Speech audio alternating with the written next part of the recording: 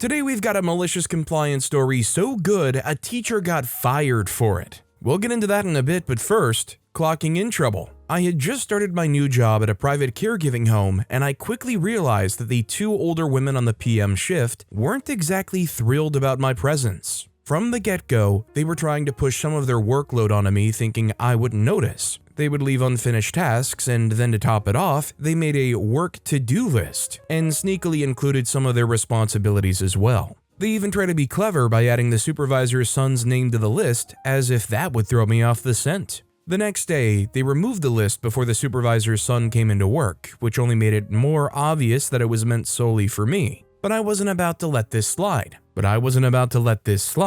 Before they could take down the list, I made sure to take a picture of it on my phone. With this little piece of evidence in hand, I decided to turn their scheme back on them. I sent the photo of the to-do list to the supervisor, asking if there was anything else that needed to be done. The supervisor didn't seem too pleased with what he saw and assured me that I didn't need to worry about it. Shortly after, he created a new work to-do list for everyone, and now those two women have way more responsibilities than I do. It was satisfying, but I had a feeling they weren't done with their games. Lately, they've been showing up 10 to 15 minutes late in the morning to relieve me from the graveyard shift. I'm almost certain they're doing it on purpose as some petty form of revenge. The problem is, at our workplace, we still log our work hours using pen and paper, which makes it easy for them to fudge the numbers a bit. So here's where I'm thinking of getting a little creative with some more malicious compliance. What if I suggest to the supervisor that we switch to a more precise system, like one of those thumbprint clock-in machines? It's just a helpful suggestion, of course.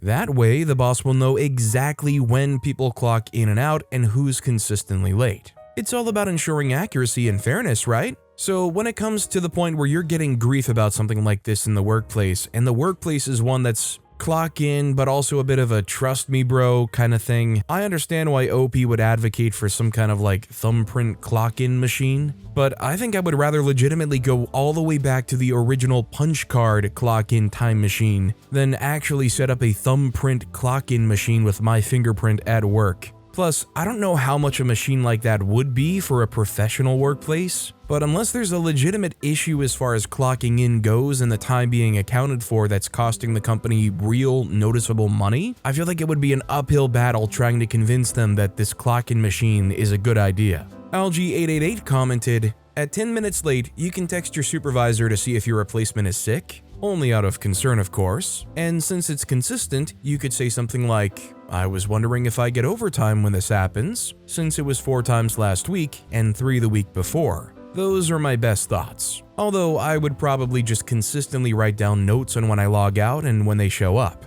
These notes would be just for me, until I was maybe late one day and they try to make a big deal about it. Then I would open out my little work diary and add up their stats." OP responded saying, "That's a great idea, thank you." I would be covering for myself when they're more at fault, right? I'm trying to practice being more diplomatic with my words when coming across situations that require confrontation, if that makes sense. Also, hi, I'm Steven, and if you guys enjoy awesome stories of malicious compliance, it would be amazing if you left a like or left a review if you're listening to my podcast. That said, our next story is, my town defied a rock to combat distracted driving. I don't know if this falls into malicious compliance, but I think this counts. Let me know if I need to post this somewhere else. One day, an employee was nearly at work at one of the chain natural/organic grocers. While waiting to cross into the store, the employee gets hit by a distracted driver, likely going to get their 7th cappuccino of the day. The employee just had a couple of bumps and bruises, but nothing serious.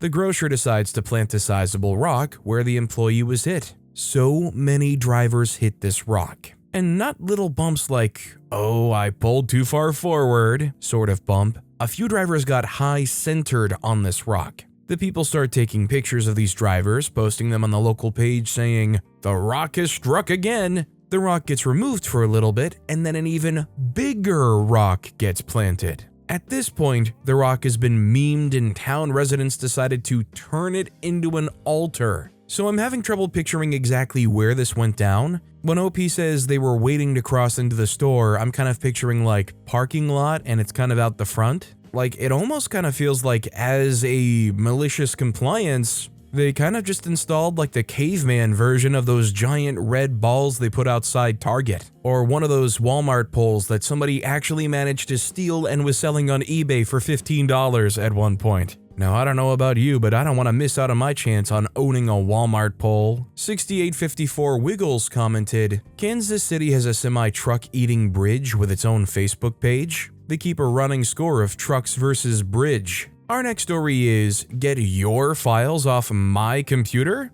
Okay. The setup. While studying at uni, I crossed paths with a hostile professor. Let's call him Professor Nasty Man, who absolutely did not want to be questioned about anything during class. Disruptive, he'd say. I'm a researcher with PhD, he'd say. You're wasting my time, he'd say. Study harder, he'd say. Some of the other things he would say would likely get this post deleted if I repeated them here. The trigger, I missed a lecture. So just before the next class started, I asked him if I might have a copy of his lecture notes from the class I'd missed. He blew up at me, slammed his papers down, and started ripping me a new one, saying that if I was not serious about his class, then I shouldn't be in it and that I should just drop it. This went on until about 5 minutes into the class. Nobody else said a word, and the class continued. Cue the malicious compliance. The uni had a surplus barn where unneeded equipment was palletized and sold at bulk rates. I got there first thing in the morning and spotted a pallet with a bunch of computer junk on it.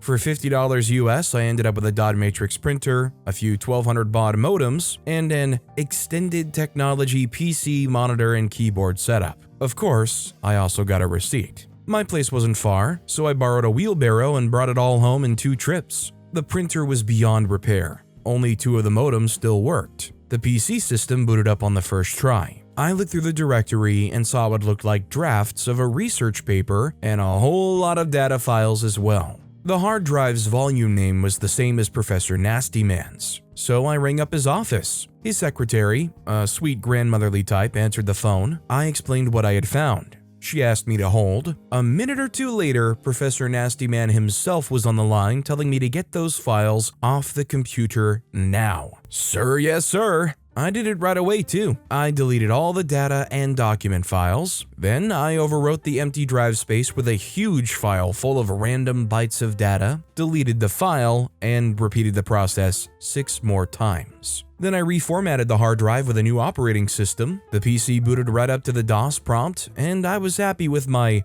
new PC. The fallout. At the next class session, Professor Nasty Man greeted me by my name and politely asked if I had removed the files from my computer yet. I said, of course, sir. I removed those files from my computer just like you told me to. Why? Were they important? He told me how important the files were. Something to do with 2 or 3 years of research data for a corporate-backed project. I said, sorry, sir, but you told me to get those files off my computer, so I did. Your secretary and anyone else listening in will verify that. Those files are gone, and there is nothing anyone can do about it. So I guess the revenge wasn't really a direct response to what they said to OP in class. More of a, this guy is a total POS and a jerk, so I certainly wasn't going to give him any help. And it's like we all make mistakes, but I feel like it does take a certain person with a extreme lack of high-functioning gray matter to go and make a mistake such as allowing 2 or 3 years of research data to be lost on some sold-for-scrap PC, and then also ordering its immediate deletion when you're informed that it still exists on that sold-for-trash PC. Baxu2 commented,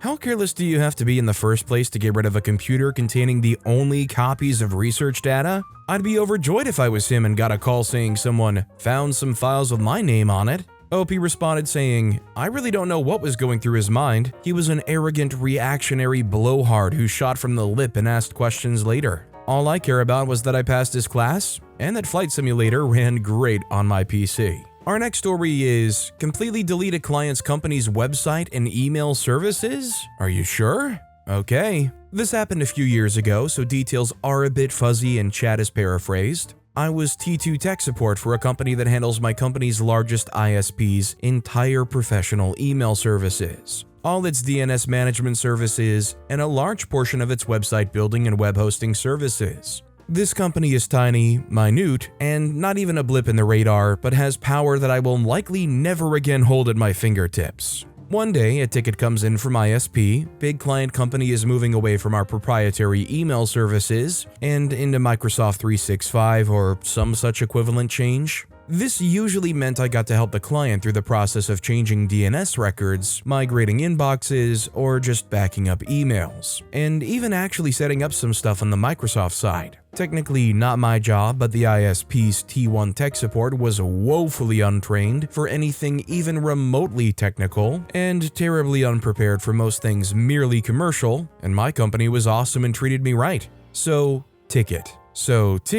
ISP says, client is moving from service X to service Y. Please remove their subscription from the database. I reply, there seems to be some sort of mistake, which was very common. We will remove them from there once the new service is set up and running. Otherwise, it will delete everything in their subscribed package, including all email storage, DNS records, and website. You likely want to change their subscription to not include email services but keep the rest, since your Microsoft subscription doesn't include DNS and web hosting management. And even that change only after they have their new email service set up. ISP said yada yada, confirm, remove their subscription. I reply, are you absolutely sure? This process is not recoverable. All their emails, DNS records, and entire website, including database, will be permanently deleted. ISP replied, request has been submitted, remove subscription. At this point, it's been a couple of days since the first ticket, so I call my boss over, absolutely wonderful guy and extremely intelligent, and tell him what they're asking me to do. The boss says, alright, let's show them they pay us because we know things and they don't. Don't delete the subscription, but suspend all the services that would be affected. Keep those tickets at hand and expect a phone call. If they call you, tell them to talk to me. God, that felt good. I mean, I felt bad for the client because their entire company basically shut down for an afternoon, but when they called my work phone directly from the ISP, uncommon, usually just for emergencies, and the nice lady asked me what had happened with client in that tone that says, I'm doing my best to hear all sides before making a decision, but I am freaking the heck out right now, and I directed her to the tickets where I very clearly stated what would happen if I did what they told me to, and then told her to call boss. I felt so vindicated. Boss later told them to let them sweat for a couple of hours because the process should have been unrecoverable, and then turn the services back on.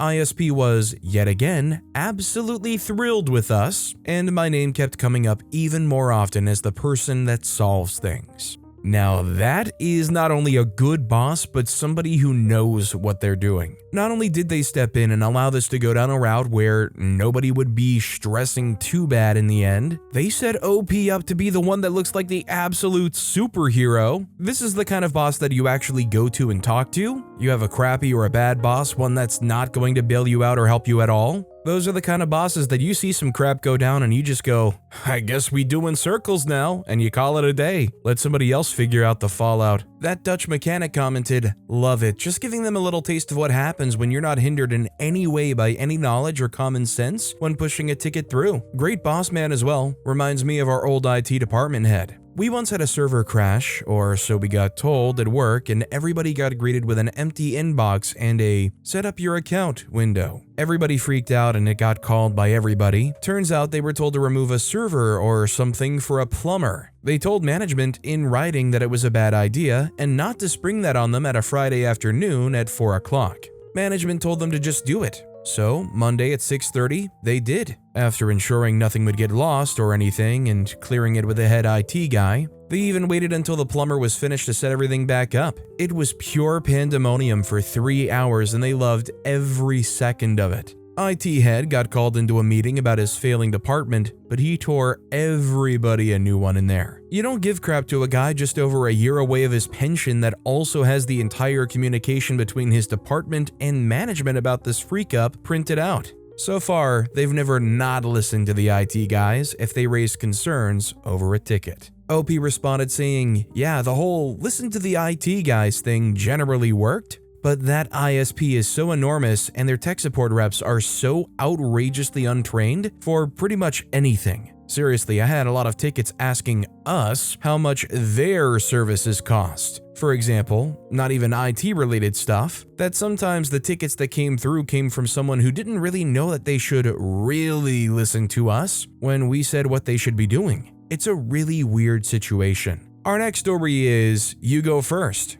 What's up, party people? OP here. When I'm not molding minds, ew, almost as gross as a teacher cliche, as the honeymoon's over, I'm at your friendly neighborhood grocer running the ones and twos, DJ U-Scan in the house. When I'm running U-Scan, overseeing customers scanning their own groceries, I tend to stand at the entrance or exit of the section of self-scanners. Being ex-military, I tend to be in the habit of standing at the entrance so I can face the doors to the store. It just feels wrong not to, even if I am a measly cashier tonight. I'm noticing that the first U-Scanner has been acting up, and I was about to walk toward it to shut it down. When it acts up, it takes a long time to fix and the customers get very frustrated with it. It's just easier to shut it down than to have customers follow a reading comprehension assignment that, if they fail, they restart. It's a 5-minute process. So anyway, as I'm walking towards the scanner, a man all but elbows me out of the way and then jumps back exaggeratedly saying, "Oh no, I guess you were here first, right, big guy?" I wasn't standing there waiting or anything, by all means. "No, I go first, I've been waiting." Then he jumps back in front of me. I swear it was like he was doing the hokey pokey, or he was one of the Temptations, leaning in with his shoulder, then leaning back and then forward again. Only thing he was missing was the little shimmy. Let you go first? By all means. Enter malicious compliance by OP, approved by the CDC. I, Lumiere style, extend my arm, exaggeratedly flowy, my freshly pedicured hands, saying, "Be my guest." The funny thing is that there were like 3 customers behind this guy who had already checked out without incident before he even tried to start scanning. It takes even longer than I hoped it would, as this guy looks up his prickly pear cactus, looks around for help, swears about the fact that there's never anybody around who works here. He even looked back at me and scoffed at me for staring. He finally angrily grabs his items and gets back in line again, picking up items he dropped one at a time, like a Charlie Chaplin routine. Every time he bends over to pick one up, he just drops another. The more we all try to help, the angrier he gets, so I just keep looking at him. As I walk toward the register, he says, "Oh, you're gonna cut her now too?" Finally, the lady in line steals mine. He freaking works here, he's trying to help. Just as I shut down the scanner for a reset. The man shook his head, but I could tell how his head hung lower than he felt bad. I'll take it. You know the crazy thing? This man's a regular, I see him like every day. He's not old or chronically stupid, just ignorant, I guess, I don't know. I even have a nickname for him, Shirley Temple. He's usually the guy with his hands on his hips, Shirley Temple, waiting for help. Then he was the genie with his arms folded high. Then he's Lucille Ball tapping his foot along with the folded hands. Like, this guy should know me by now. Looks like he's never ever gonna know me. I just gotta say, I appreciate OP's a million references a minute. I don't even know the last one they referenced. I'm assuming it's some kind of song, and I'm scared to even attempt to figure out what it is and try to recreate that. I think I'll just try to spare everybody from that one. This next story is, teacher wouldn't listen, so the entire class complied, and he got fired. This happened in the early 2000s in my junior year of high school. The district had just built the 3rd high school in our city, and most of the teachers were new. The band director was one of those new hires. He was qualified for the job but had 0 people skills and was extremely abrasive towards students. He had previously taught university and could not wrap his head around the fact that high school students are not college-level music majors who live in practice rooms and write symphonies in their sleep. His normal behavior consisted of berating students for not knowing university-level curriculum, talking down to everyone about how he can't understand why they were so incompetent, and stopping rehearsals to go on long tangents about things that had nothing to do with music. Every day, at least 2 to 3 students would leave class in tears. We complained to the higher-ups, and they repeatedly brushed us off. He made students hate attending his music classes, and many dropped band and orchestra as a result. One of the classes he taught was supposed to be Intro to Music Theory. For those who don't know music, this would be a class that should typically teach things like different types of chords, the definition of music symbols, the logic behind key changes, etc. At the first class of the year, there were about 25 kids enrolled. Most of these were music and drama kids who wanted to be teachers or performers in the arts one day. On the first day, he handed us a quiz because he wanted to see how much we knew. I think there were maybe 3 to 5 kids who were able to attempt a single question on the quiz. No one got a single answer right. That's how advanced it was. Imagine signing up for what you think is basic pre-algebra class and walking into advanced calculus. The teacher spent the entire class period berating us for not being prepared when no one could even attempt his quiz. We told him, "This is an intro class. None of us have learned anything like this before." And his response was, "Really? I thought this was an advanced class." The next class period, there were maybe 15 kids enrolled. He did the same thing. Asked us to perform something we can't even understand, and then berated us for not being prepared. At every class, he would say, "I thought you all were musicians. This is supposed to be an advanced class." By the end of the second week, there were 6 students left enrolled in this class, including myself. He softened up slightly to those of us who stayed, and seemed to think we were his prize students and that this was his class of elites. Think Professor Slughorn from Harry Potter. In truth, we all thought that he was insane and cruel, but the 6 of us had sufficient music background and experience to understand a fraction of his lessons. Without the bell curve, we would have all failed this class. A few months go by and we were at the end of the first semester. By now, every student connected to music in the school hated this guy, and repeated complaints had done nothing to fix the problem. The admins filed away every complaint but never did anything more than remind him that he's supposed to be more kind to students. He changes nothing and still berates students and makes them cry. So when it comes to the final exam for his theory class, he decides that he wants to give it to us early, so that on the day the final is supposed to be scheduled, we can have a class party instead. Of the 6 of us left, 4 of us have the same period after his class together as well. That class was AP English, and we were prepping for the AP test. We had no problem with a class party and music right before the AP prep exam, so we didn't complain. The day comes of our music final exam, and after we finish the test, he tells us that for our class party, he wants to take us all to breakfast at a new IHOP that opened 20 minutes away. His class was first period. We try to tell him all the issues with this plan. We aren't allowed to leave campus without permission slips. It was a closed campus policy due to an incident where a student who left campus for lunch got hit by a car and was killed. We will not be back in time for second period, which is a final exam. He doesn't have permission to remove us from the campus. What if there's an emergency and we are unaccounted for because we aren't even in the school? His solution was to tell us that after the start of the class on our final day, he would be going to IHOP, and if we wanted to join him, that was our choice. But if we didn't, we would have to stay in the classroom and not bring attention to the next that there was no class and no teacher. Without talking about it to each other, the 6 of us saw an opportunity to finally get the admin's attention to the complete disregard this teacher had for rules and policies. We made sure to inform our English teacher that we might be late to class on the day of the final due to a class field trip for music theory. She was irritated and reminded us that this final was very important and that she would not give us extra time if we came in late.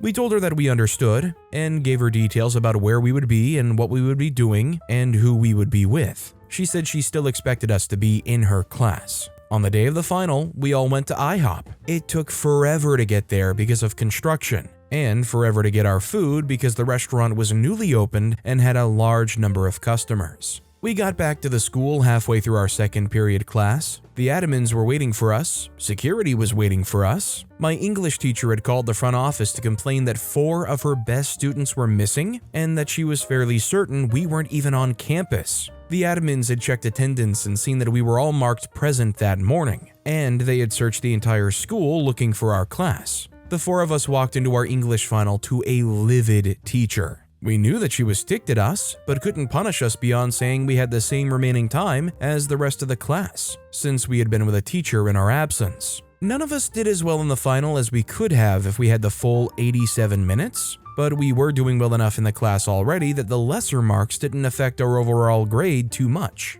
The band teacher had a private reprimand that was so loud the entire school could hear it. He was confused as to why the administration was upset that he took minor children off campus without permission or notice, without proper school transportation, or even a good reason. He stayed with his usual attitude, but this time towards the admins. Why are you guys so incompetent about this? They're old enough to drive, what's the problem? The English teacher, who I actually adore and was one of the best teachers I've ever had, absolutely went mama bear on the administration about how could they continue to employ someone who disrespects the other teachers so much as to deprive his students of their final exams and put them in potentially dangerous circumstances. He told us to drive ourselves to the restaurant, and any accidents or medical issues would have been the school's fault. He was fired later that day. Many of the students had a gleeful but confused reaction, since the 6 of us weren't talking to anyone about it. All most people knew was that this tyrant of a teacher was gone.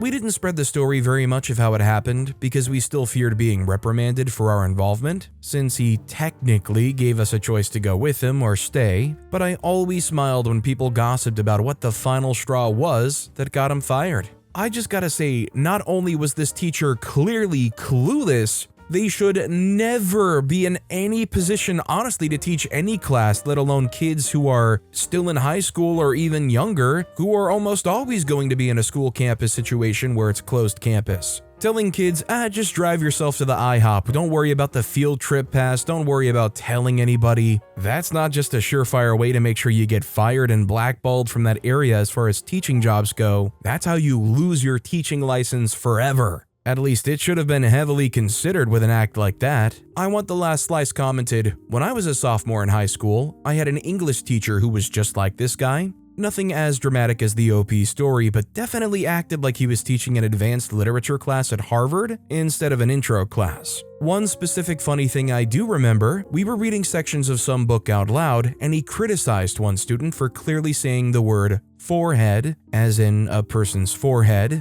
He insisted it was pronounced like forehead, even after the whole class argued with him. He wouldn't give in and was visibly annoyed by the end of class. A few weeks later, he gets finished yelling at the class about something and it's really quiet. When he turns his back on the class, someone quietly but very clearly says, "Forehead." The whole class cracked up and he turned red with anger. Think he lasted a few years only. Edit, some people are asking where the teacher was from. The incident took place in the US, and I believe he was raised in the US as well. Shank Cushion commented, had the opposite problem, advanced class with a less than advanced teacher. We were reading The Old Man and the Sea, and she said that she felt the character was thinking a certain thing at a plot point. I pointed out that, no, he was not. I knew this because Hemingway tells us directly what the guy's feelings are. I pointed out this was the case. She insisted it was not. It wound up with me reading the line to her after pointing out page and paragraph.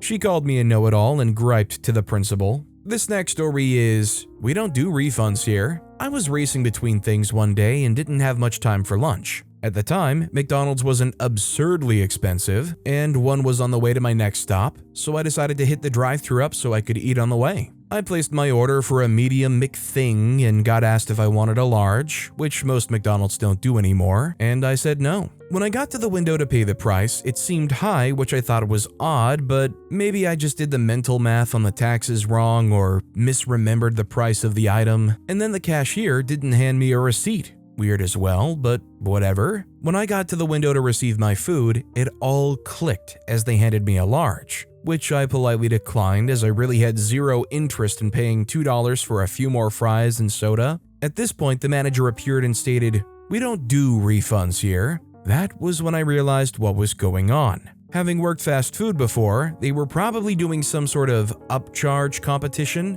Ring up the most larges and you or that manager get a reward. I was slightly flabbergasted, but the manager repeated that nope, no possibility of a refund. I politely smiled and said, "That's okay, I'll call my bank on speaker to do a chargeback. I'll need you to talk to them. Since it's on speaker, you can just tell them that you can't do refunds," and then proceeded to sit at the window calling my bank during lunch hour at a very busy drive-thru. Turns out they can do refunds and they can do them so fast, I didn't even make it through the phone tree. And yes, I did file a complaint with corporate, but It's not like that actually does anything. Multiple things kind of pop into my head when I hear this story. First of all, if I were in that situation, I would be absolutely livid, not even just because they're trying to force me to pay a few extra bucks, but also as somebody who tries to keep a general hold on how much they're consuming, something like McDonald's might be a bit of a splurge, and you may want to specifically have a medium because it doesn't have as many calories. So they would be kind of screwing you over in multiple ways. All I would really expect to happen from complaining to corporate,